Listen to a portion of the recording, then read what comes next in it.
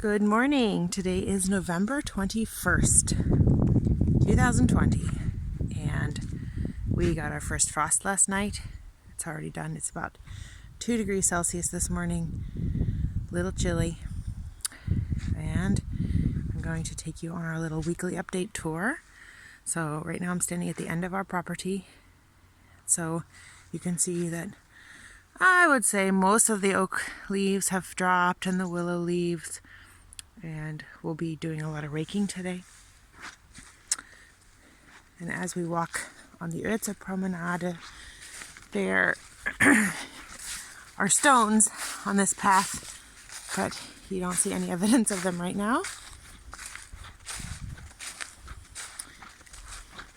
Here's the spot where we had our unicorn tied up this summer. The river's a little high, nothing to worry about. And everything just seems more open because all the ferns have died off. A little less secretive and mysterious. Still beautiful in its own way. Here's our fire pit. Here's a compost, huge compost thing that Hans and Christoph are making. And I'll head into the house and show you the updates from there.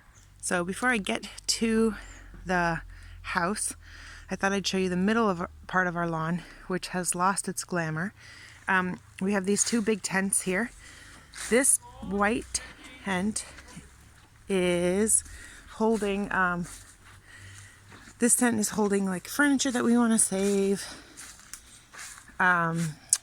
windows that we're going to be reusing, things that we really want to keep in really good shape.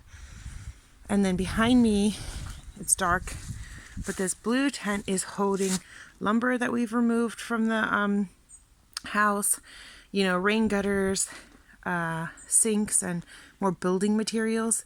If things here get kind of wet, it doesn't matter as much. And this tent is older and not in great shape. So this was is a paved patio, and we put loads and loads of topsoil on it. So right now it's just a pile of dirt.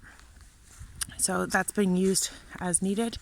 And then we've got just piles of stuff around, piles of bricks, piles of stones, piles of dirt, piles of everything.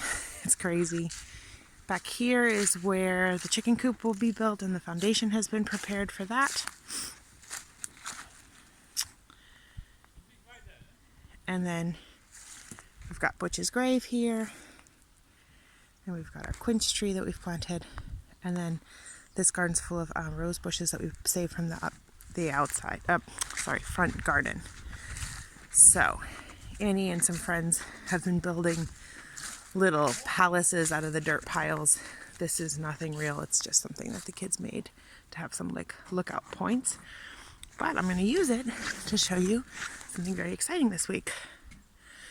So this whole part here is what we call the Rasengitter, where it's bricks that have holes in them, and eventually these holes will be filled with grass. So the driveway that's the beginning of our driveway. Hans is parked on the street. You come down here, and this is where the driveway used to stop, and there was a carport along the house here. So this was all yard. So this has now been enlarged so that this will be sort of a half. Oh, and this is a path down to the river. And this has been enlarged so that this will be like a gentle slope from driveway to this sort of turnaround spot. And then where I'm standing will be yard again.